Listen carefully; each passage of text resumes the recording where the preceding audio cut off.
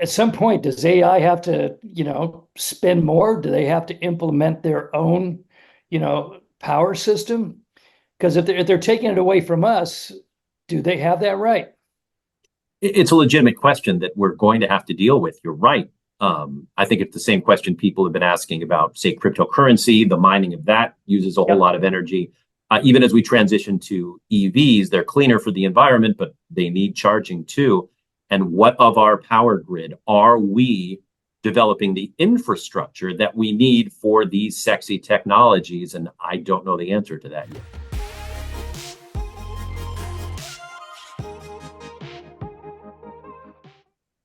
Hey, Scott, how are you? I'm still blown away by Nvidia. I know you're going to want to talk about that. It is the talk of the valley. First thing on the event agenda here, Nvidia kills it. Um, okay, so their stock on Wednesday they came out with their quarterly results. They showed adjusted earnings per share, $6.12 on a revenue of 26 billion. That's a jump of 461% and 262%, respectively, from a year ago. Well, what you might expect happened. Even though the stock is incredibly expensive right now, well, till a couple days from now, the stock rose 9.3% on a basically a kind of a declining stock market and closed above $1,000 per share. Yeah, Mind right. That 9% added close to $200 billion in value to an already incredibly profitable company and the third most valuable company in the world. I mean, and by the way, those jumps over the previous year, that previous year was good for Nvidia as well. And that's why a lot of people on Wall Street were actually worried ahead of the earnings. Like, can they possibly keep this up? And they proved that they can. and they're expecting uh, even more money next quarter. Their prediction was 28 billion for the current quarter they're in. I ran into the scoutmaster of my Boy Scout troop, and he's a senior executive at Nvidia. And I said, good Lord, you guys are at at $2.3 trillion in valuation. He said, actually, Mike, 2.5. You know, you think about the history of Silicon Valley. I mean, we've had some really great companies here, but I can't remember a company that has grown so quickly and so dominantly in such a short time. And whenever we think that the Valley's days are kind of fading away, they're past it, along comes the biggest phenomena of the 2020s, phenomena of 2020s in terms of a fast growing, exciting company. And it's right here. Right. It's a fast growing company that's not a startup. Yeah. It's very well established, very mature, already hugely successful. And then they just rocket launched because of AI. And it's a chip company. All of a sudden, chips are sexy, chips are at the forefront. They're building this whole AI thing.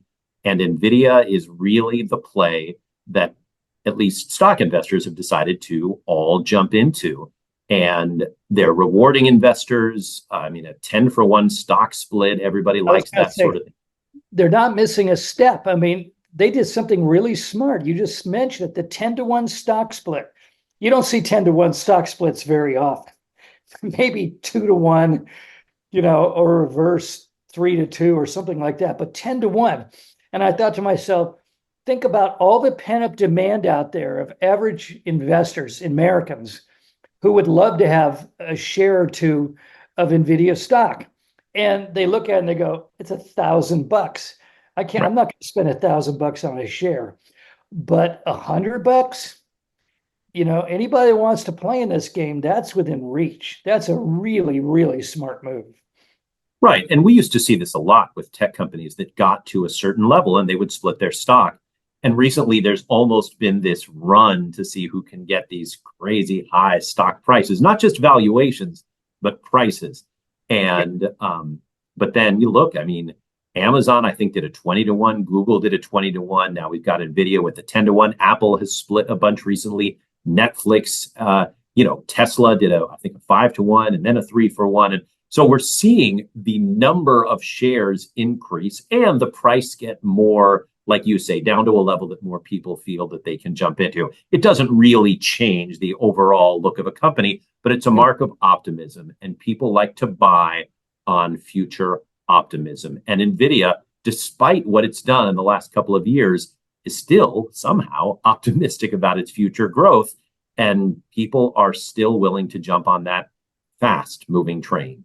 And I think it has a psychological impact, though. It doesn't change the value of the company a dime, but it's kind of hard to move a stock over $1,000. It just feels like it's getting too high in the atmosphere.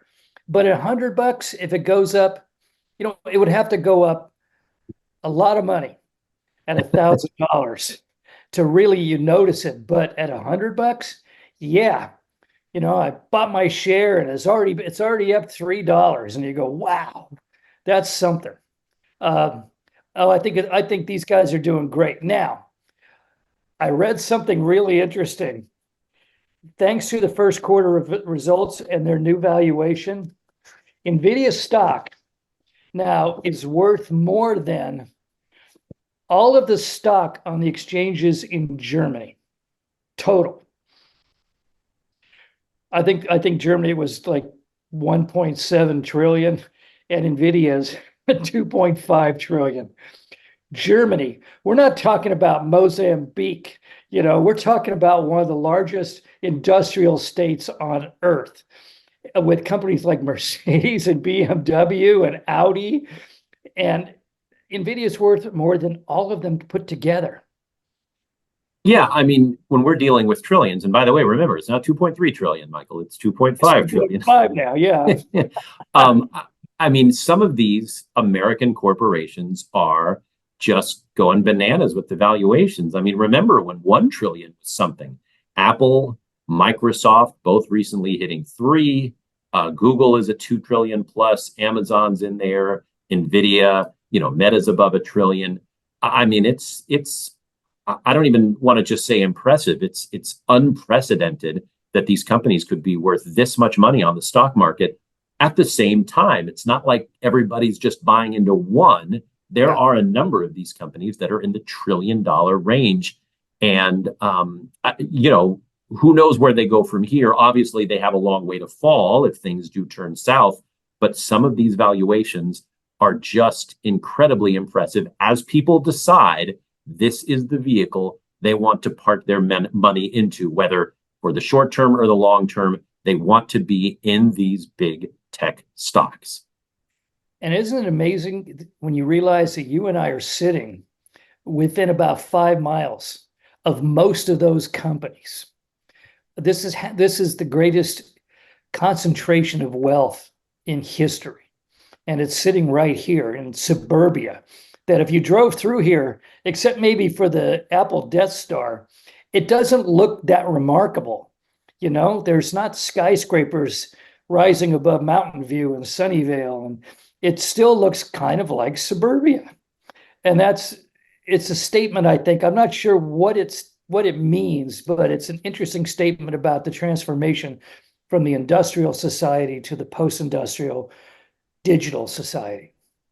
Yeah, because some of the offices are new. Think Apple that you just mentioned, and Salesforce, which is, I think that qualifies as a skyscraper. But you're right. The whole Googleplex. Yeah, the whole Googleplex, as much as Google has expanded that footprint, was SGI, Silicon Graphics, right? Yep. They're in Mountain View. And, you see a lot of these companies, for the most part, although they've built other buildings around it, what did Meta do? They moved into the Sun Microsystems office. And so you see a lot of companies saying, okay, we're going to spend a certain amount of money, unless you're Apple and Salesforce. And to its credit, I guess, Nvidia spent a lot of money on its headquarters. It's not a giant thing, but it is a very modernistic, almost spaceship looking thing.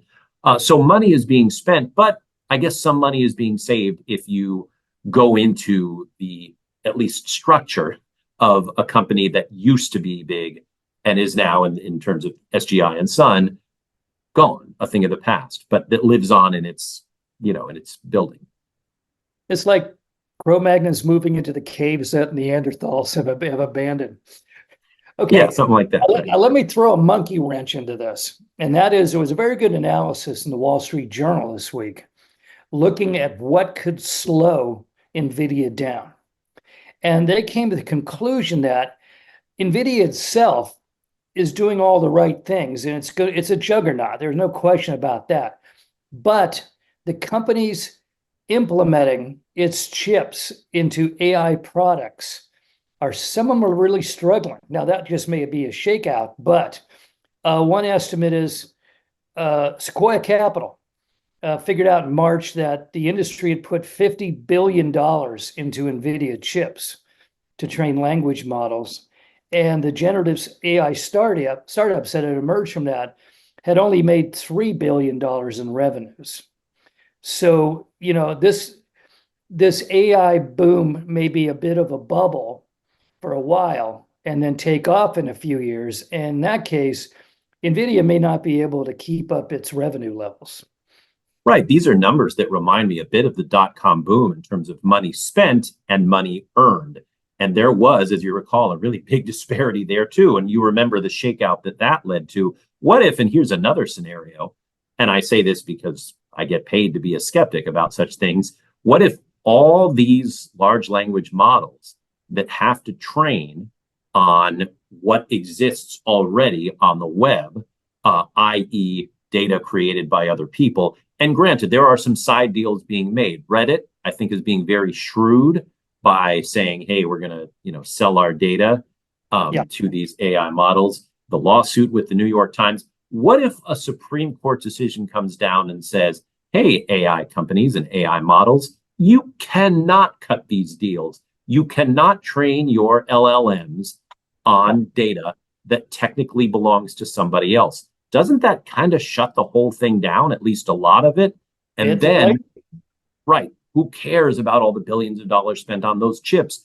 Those LLMs cannot train on our, and I use our as a large societal our, but if it cannot train on that data, because after all, it's stealing it, what happens to the whole AI world then? Well, it's be kind of ironic since a lot of those companies made their money stealing information from average citizens. And now True. and if they start saying, well, you have to pay for this, Google or, OpenAI, we're not giving you our databases for free. It's going to look, well, a little hypocritical, but I know exactly what you mean. The whole system has to be monetized at some point. You can't just go out and take any information from anywhere and there's not some sort of compensation for it to the owners. Right. I mean, a lot of people have said in the last couple of weeks with OpenAI's new demo and then Google's new, Gemini stuff and saying, okay, well, boy, that's a lot better than Siri. But one thing about Siri was nobody paid for it directly. You got it because you bought an iPhone. And so you had this assistant that you could ask questions to that would sort of talk back. And okay, these latest models from OpenAI and Google make Siri look like, we're churning butter out here. Yeah. So that will likely be replaced. But you're right. Where is the revenue generation? Because so far, talking to your phone and getting information back is not revenue generating. It is when you type something into a search bar because Google can monetize that with advertising. But Siri wasn't like, Michael, Brandon Crawford is hitting 347. That information is brought to you by ... right? It never came with an advertisement, so it was not monetized. But you're right, this has to be monetized at some point, or else how do these companies survive? And let's go one step further. AI is already putting a lot of burden on the internet, on all those servers out there, and it's sucking up power like crazy. At some point, I mean, there's already concern that America's, at least, infrastructure in terms of electricity is becoming burden, and if everything's starting to move back on shore, manufacturing plants and everything else, we're going to need to triple the amount of electricity this country produces. And I'm sure that our listeners all over the world, they're facing the same problems in their countries. at some point, does AI have to, spend more? Do they have to implement their own, power system? Because if they're taking it away from us, do they have that right? It's a legitimate question that we're going to have to deal with. You're right. I think it's the same question people have been asking about, say, cryptocurrency. The mining of that uses a whole lot of energy. Even as we transition to EVs, they're cleaner for the environment, but they need charging too. And what of our power grid are we developing the infrastructure that we need for these sexy technologies? And I don't know the answer to that yet. Okay, you mentioned Google's AI, its new overview product in AI already. I mean, Google's already getting some weird publicity over, putting black faces on every American founder and this and that. Well, apparently the new searches are yielding results like somebody asked a question how to keep the cheese stuck to his pizza. And the answer was to add glue to make it more tacky. And it also listed under health benefits they listed health benefits of tobacco for teens. That's great. I mean, as someone who has gone online for some cooking help, I hope that I would be, wise enough to raise an eyebrow if it said add glue. Yeah, just add propane to your soup to make it spicier. But I mean, these kind of screw ups really cast doubts, I would think, in the average, user going, can I trust this? I'd say those doubts are legitimate. Again, this is not proven. Machines are not yet built to be smarter than humans or even as nuanced as humans. And I've talked to some of these AI assistants, and I understand why people say, ooh, we're getting close. But at no point have I ever felt like I was talking to a human. Sometimes it sounds a lot like a human, and OpenAI just had a rough week dealing with Scarlett Johansson because it sounds a lot like her. Like her voice. Yeah. Exactly. And that is something that they have to deal with. But other than sounding like a human, to me, it still feels like a bit of a gimmick, even in the advanced state that it is in. Yeah. But, Google says it's going to roll this out to 1 billion users in the next year. Well, they better be beyond version 1.0 when they do that, or you could see some catastrophes. I think we're about to see this on a level we haven't seen it before because Google is rolling it out. They can roll it out on all those Android phones. That's probably where you get your billion people, right? And Apple's Macworld is coming up, and all the pressure is on them right now to do something better than Siri, to cut a deal with OpenAI or somebody that can give them a Siri that actually talks to you and gives you answers and, whatever. And is that product going to be also in the hands of a billion people? Heck yeah, right away on our iPhones. And so all of a sudden you have billions of people with this at their disposal, talking to them and talking with them, and sounding like Scarlett Johansson. But is it going to be accurate, or is it going to be a big, I don't know, misinformation dump? Yeah. Are we going to have 1 billion people putting Elmer's glue in their pizza? That's a great question. Okay, 2 quick things. General Motors is opening a big 50,000 square foot tech hub in Silicon Valley in Mountain View. They seem to be the last one to get here. I was there when they opened it. Oh, how was it? It was great. Got to talk to Mary Barra. It's very impressive. It looks like a big, well-funded startup with a bunch of EVs in the lobby. And, it's interesting because I've worked in this business long enough to know a lot of the PR people and marketing people at companies like Google and Amazon and Meta, all companies, by the way, represented that now work for GM. So somebody at GM is doing their homework in getting tech people out of the tech companies and into that old stalwart GM. Yep. And there's something impressive about that. I got to ride in the new EV Hummer and drive that for a little bit. And, there's something to be said for cleaning things up and for making even an old company like GM, at least here in Silicon Valley, look like they're working in a startup. Well, one of the first things they can do, I'm glad you didn't say you got into a GM Cruise taxi, because courts just ordered the GM to pay more than $8 million to that poor guy in San Francisco that got run over and dragged by a GM Cruise robo taxi. So maybe that first thing they ought to do is work on the recruitment of people that would work on autonomous vehicles. Right. And that's different than EVs. And I think that was a woman actually that got dragged in San Francisco, and we did that story. Cruise, by the way, I was involved in that story too. And come to find out that Cruise didn't give us all the information or all the video that they knew, and they're paying the price for that. That was turned out a very reckless company and owned by General Motors. And, you know, when you ask them about them now, they are sort of shelved that aside.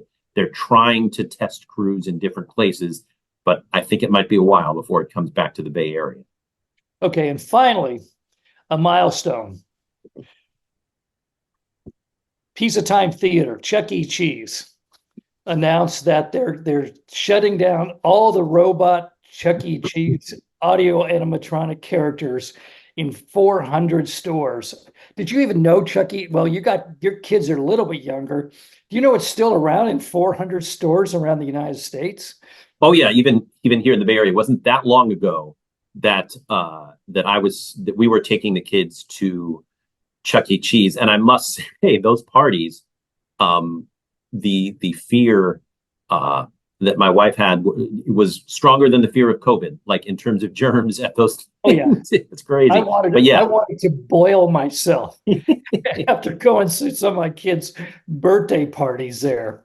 Yeah, I remember having a kid very much scared by the animatronic band because it's admittedly a little spooky. I read articles in the last few days of people admitting they were terrified by it. Yeah. I got a story to tell you.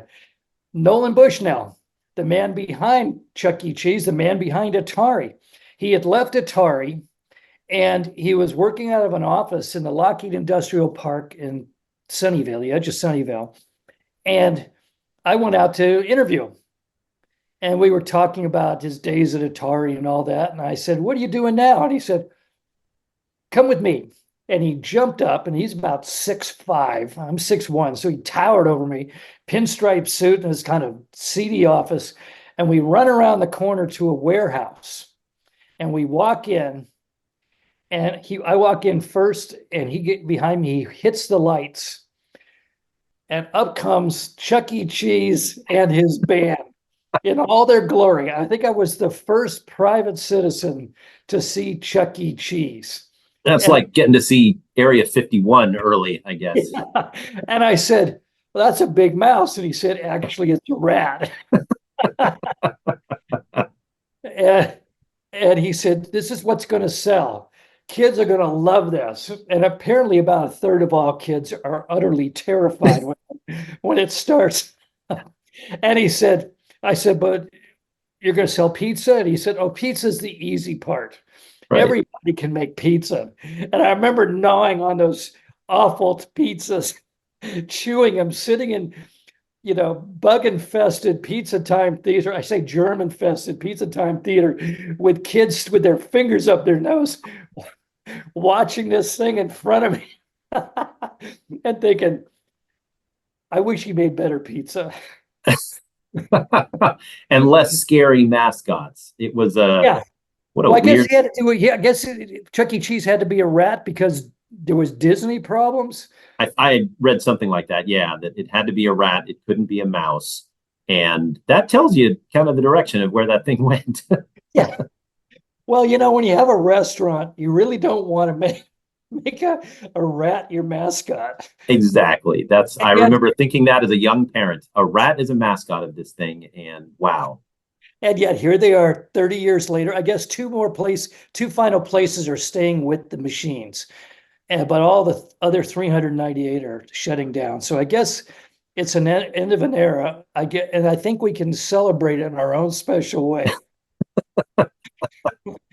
Yeah, I remember, and I had met Nolan Bushnell once. I got to interview him post Atari, more recently. And the thing that stood out to me was he still had a really big kind of mansion on the peninsula. and he had all these. He said to me, "Hey, come downstairs," and he had all of these pinball machine type things. The stand up pinball machines. Just a whole giant room of them, and stand up arcade games like from the arcades, video games, and it was just a playroom. I mean, the ultimate man cave for the man that gave us Atari. It all sort of made sense. Yeah. Yes. Okay, that's it for now, folks. You can find us on Spotify, Anchor, Google Podcasts, Apple Podcasts, and YouTube. You can see Scott on Facebook and X, and of course, almost every weeknight on NBC Bay Area, and me regularly on the BBC radio show Business Matters. Have a great weekend, and we'll see you next week. Bye-bye.